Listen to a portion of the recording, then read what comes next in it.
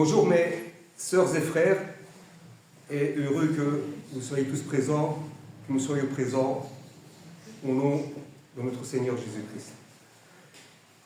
Je vous invite aujourd'hui pour mon exhortation, et le titre que j'ai intitulé pour cette exhortation, c'est « Veillons », donc veillons, veillez, et ne soyons pas tièdes. Donc, veillons toujours et ne soyons pas tièdes. Ici, on parle bien du chrétien. Il y a beaucoup de passages dans la Bible concernant la mise en garde des chrétiens. Jésus nous demande de toujours veiller pendant notre pèlerinage. Autrement dit, notre vie chrétienne. Plusieurs paraboles nous l'attestent. Pour veiller, c'est-à-dire pour tenir bon, nous avons besoin d'une seule chose, en tout cas en premier lieu, c'est la foi. Cette espérance. Plus encore, cette certitude de la promesse faite par notre Seigneur Jésus-Christ. Que ce soit pour un seul membre ou bien pour toute l'Assemblée, nous devons garder cette flamme afin de resplendir dans ce monde qui s'assombrit de plus en plus. Éloignons-nous de la tiédeur spirituelle, car la tiédeur est comme un arbre qui a de belles feuilles, mais qui ne rapporte pas de fruits. En Apocalypse, chapitre 3, verset 16, Jean nous signale ceci. « Ainsi, parce que tu es tiède et que tu es ni froid ni bouillant, je te vomirai de ma bouche. » Combien de fois ça ne nous est pas arrivé, et il faut être honnête, moi en premier, qu'on ne s'est jamais dit un dimanche matin, hier soir je suis allé dormir très tard, je suis fatigué, je ne me sens pas d'aller au culte aujourd'hui. Ou bien, je ne suis pas en forme ce matin. Ou bien, comme on dit, je me suis pris la tête ce matin, je ne me sens pas d'aller à l'église ce dimanche. Il en est de même pour l'étude des fois du mercredi. Si tout le monde se dit la même chose, eh bien, nous entrons lentement, certainement, des fois dans la tiédeur spirituelle. Parce que nous pouvons prendre l'habitude, on s'absente une fois, on s'absente deux fois, et puis trois, et puis tout doucement, l'habitude s'installe. Et là, il faut faire très attention. Je ne dis pas qu'on va perdre totalement la foi, c'est pas ça. Mais on va quand même se refroidir. C'est pour ça que on ne doit pas s'endormir et on doit rester prudent et veiller. Moi-même, je me suis déjà posé la question. Et j'ai déjà une fois posé la question. Aussi bien pour moi ou pour chacun de nous. Supposons qu'un dimanche matin, alors qu'on est allé dormir très tard, comme je l'ai expliqué, ou bien qu'on n'est pas en forme pour aller au culte. Et du coup, on nous téléphone, on nous dit, tu sais qu'il y a là, à côté de l'église, dans un coin caché, il y a de l'argent, il y a 200 euros. 100 euros, 200, 300 euros. Soyez honnêtes, même si on serait fatigué, qu'on serait à la maison, qu'on a été dormir tard, qu'on était... Vous pensez que... Je pose la question. Prendrait la voiture, viendrait ici pour récupérer cet argent? Moi, je pense que beaucoup le feraient. Beaucoup le feraient. En Matthieu, chapitre 6, verset 20. « Mais amassez-vous des trésors dans le ciel, où la teigne et la rouille ne détruisent point, où les voleurs ne percent ni dérobent. Car là où est ton trésor, là aussi sera ton cœur. » Voilà le vrai trésor. Si nous perdons la foi, ou bien si nous faiblissons dans la foi, nous nous éloignons de ce précieux trésor. Prions et demandons la fortification spirituelle à Dieu. Prions. Si nous avons des moments où nous sommes plus faibles, pour n'importe quelle raison, demandons à Dieu, prions. N'hésitons pas, téléphonons aux frères et sœurs et demandons. Priez dans l'assemblée, priez pour nous, priez pour moi. Je suis affaibli, je ne suis pas tellement en forme. N'ayons pas cette gêne ou bien je n'ose pas demander. Non, prions, demandons aux frères et sœurs de prier pour qu'on puisse se fortifier, être plus fort et ne pas hésiter, venir à l'église. Le chrétien a pour but d'apporter une pierre à l'édifice. Si chacun est mis du ciel, il est clair que nous élèverons cet édifice qui a été construit sur la pierre angulaire qui est Jésus-Christ. N'oublions pas cette pierre angulaire qui est Jésus. Et faisons attention de ne pas heurter sur cette pierre comme beaucoup l'ont fait. Mais appuyons-nous dessus et apportons toujours cette pierre à l'édifice. Que ce soit chacun, tout le monde, l'Église, tous les membres, tous les chrétiens, apportons chacun cette pierre et nous fortifierons cet édifice. Le fait de se retrouver réunis pour le culte, non seulement pour rendre gloire à Dieu par des cantiques, des exhortations, des études, des prières, mais aussi le partage du pain et du vin. La Sainte Seine est bien plus qu'un symbole. C'est une rencontre intime avec Jésus, une célébration de son amour et de son sacrifice.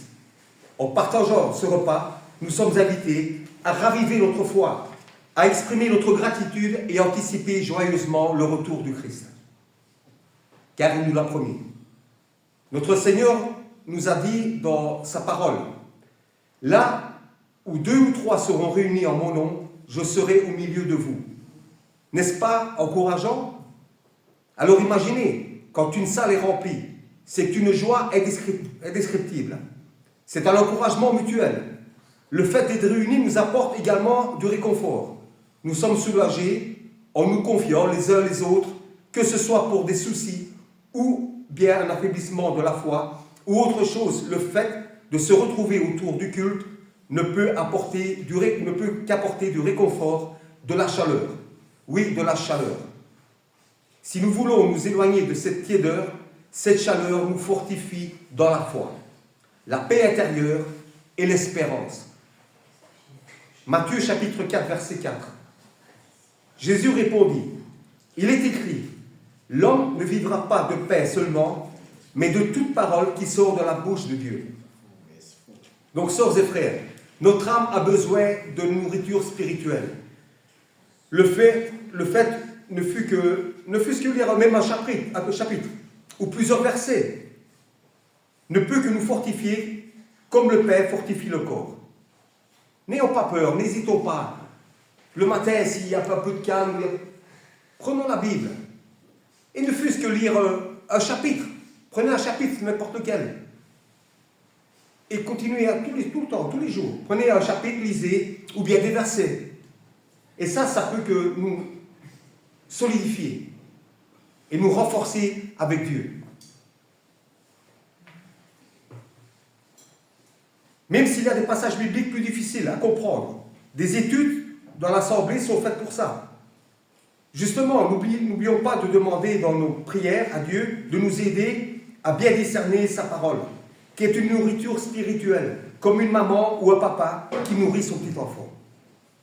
Apporter une pierre, c'est aussi partager la parole quand une occasion se présente, soit par un bon témoignage, si une personne s'intéresse, prendre le temps de lui expliquer, sans lui faire un bourrage de crâne, un lavage de cerveau, mais lui expliquer avec sagesse, par des passages bibliques, l'inviter au culte, par exemple, lui expliquer notre expérience de chacun, comment nous avons été touchés par la grâce et nous avons été baptisés. Il y a un bel exemple dans le Nouveau Testament que nous connaissons tous, en Matthieu chapitre 25, de 1 à 13. La parabole des 10 vierges montre l'importance d'être prêt pour le retour du Christ. Dans cette histoire, 5 vierges sont qualifiées de sages pour avoir apporté de l'huile dans leur lampe.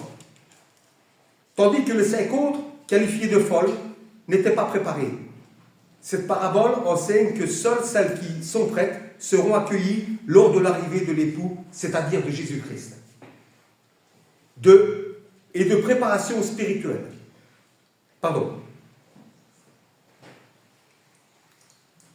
Donc je reviens un petit peu, pardon, si j'ai sauté. Cette parabole enseigne que seules celles qui sont prêtes seront accueillies lors de l'arrivée de l'époux, c'est-à-dire Jésus-Christ. Elle souligne également la nécessité de vigilance et de préparation spirituelle. Au verset 13, le Seigneur nous le rappelle. Veillez donc, puisque vous ne savez ni le jour, ni l'heure.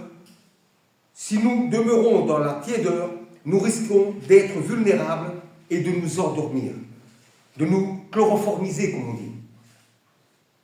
Matthieu chapitre 29, verset 39, dans le jardin de Gethsémane, il est écrit: puis, ayant fait quelques pas en avant, il se jeta sur sa face et pria ainsi: mon Père, qu'il est possible que cette coupe s'éloigne de moi.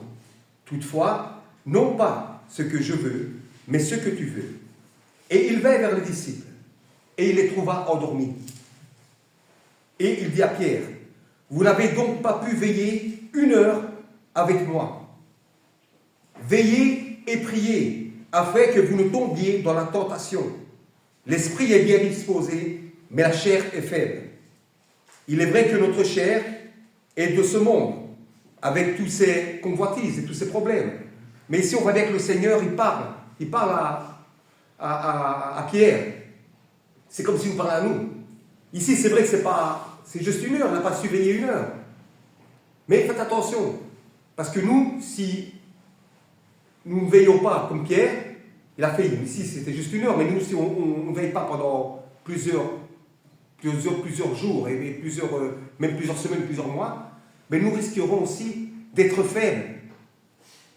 L'esprit sera là, mais la chair elle sera faible. Donc il faut faire très attention, il faut être prudent et veiller toujours.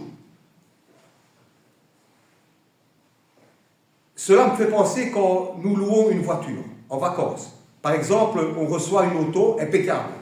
Et quand notre séjour se termine, il faut la ramener dans le même état à son propriétaire. Il en va ainsi pour notre âme. Il nous sera réclamé par Dieu. Donc, nous devons faire attention. Quand nous ramenons quelque chose à quelqu'un qui nous a prêté ou bien qu'on a loué, on le ramène dans le bon état. On fait le nécessaire pour le ramener dans le bon état. Et ici, c'est la même chose. Quand notre âme va être réclamée, nous devons la porter dans le bon état. C'est important. Nous ne pouvons pas le ramener avec... si nous avons été baptisés et que nous le ramenons dans un état où on s'est refroidi. C'est ça, il faut faire très attention. Soyons vigilants, car la tiédeur peut nous faire penser, par exemple, à la parabole du semeur. Dans la vie quotidienne, cette parabole encourage à cultiver un cœur ouvert et attentif à la parole. Éviter les distractions, les soucis ou les plaisirs matériels qui étouffent la foi. Persévérer dans la foi, même face aux difficultés, afin que la parole porte du fruit durablement. Partager la parole et les fruits de sa foi avec les autres, devenant ainsi un semeur à son tour. Ainsi, la parabole du semeur reste un enseignement central. Luc chapitre 18, du verset 1, Luc chapitre 18, Jésus leur adressa une parabole pour montrer qu'il faut toujours prier et ne point se relâcher. Et Dieu ne fera-t-il pas justice à ses élus, qui crient à lui jour et nuit, et tarder a-t-il à leur égard? Je vous le dis, il leur fera promptement justice. Mais quand le Fils de l'homme viendra, trouvera-t-il la foi sur la terre? Il est vrai, dans ce monde, rien n'est facile. Nous subissons des épreuves, nous subissons des tentations, nous subissons parfois des moqueries, ou, par moments, nous sommes tout simplement épuisés. Bien que nous avons été avertis par les Écritures, le chemin que nous avons décidé de prendre est étroit, parfois difficile.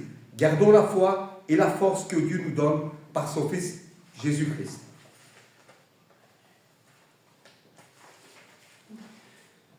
Dans ces moments-là, nous devons nous rappeler de ce beau et encourageant passage biblique. Matthieu chapitre 11, verset 28. Venez à moi, vous tous qui êtes fatigués et chargés, et je vous donnerai du repos. Prenez mon joug sur vous et recevez mes instructions, car je suis doux et humble de cœur, et vous trouverez du repos pour vos âmes. 2 Timothée chapitre 1, verset 7. L'esprit que Dieu nous a donné ne nous rend pas timides. Au contraire, son esprit nous remplit de force, d'amour et de sagesse. Ou bien en 2 Corinthiens, chapitre 12, verset 9, « Ma grâce te suffit, car ma puissance s'accomplit dans la faiblesse. » Ma puissance s'accomplit dans la faiblesse. Paul a été maltraité. Paul en a subi beaucoup. Et pourtant, dans sa faiblesse, sa foi elle grandissait toujours de plus en plus. Dans ce verset, donc, Paul rapporte la réponse de Dieu à sa prière concernant l'épine dans la chair. Une difficulté ou faiblesse persistante qu'il subissait. Dieu lui assure que sa grâce est suffisante, ce qui signifie que malgré les épreuves ou les limitations humaines, la force divine peut se manifester pleinement dans la faiblesse de l'homme. Comme notre frère Paul, nous aussi avons une épine dans la chair, c'est-à-dire des difficultés ou bien des faiblesses, même si Paul a subi plus que nous.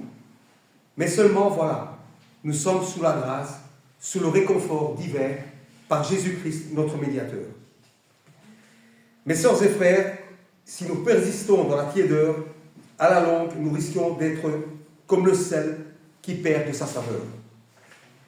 La foi est comme un curseur. Vous voyez ce que je veux dire, un curseur? C'est ce qui permet, par exemple, d'augmenter le volume, donc le curseur. Donc ce bouton de repère. Plus nous élevons le curseur, et plus nous nous éloignons de la tiédeur. Nous reprendrons des couleurs spirituelles. Nous pouvons comparer une tiédeur spirituelle aussi à une certaine timidité ou bien gêné d'être chrétien vis-à-vis du monde. Le fameux « que dira-t-on » ? Aujourd'hui, Dieu nous offre sa grâce par la rédemption de nos péchés, par le sacrifice de son Fils Jésus-Christ. Veillons en grandissant dans la foi chaque jour que Dieu fait, sans oublier les œuvres qui vont avec. Soyons vigilants, sœurs et frères. La lumière du Christ resplendit sur nous. Tâchons de la partager dans ce monde qui est de plus en plus sombre. Merci pour la bénédiction que Dieu nous donne. À lui soit la gloire au siècle des siècles. Au nom de Jésus. Amen. Amen.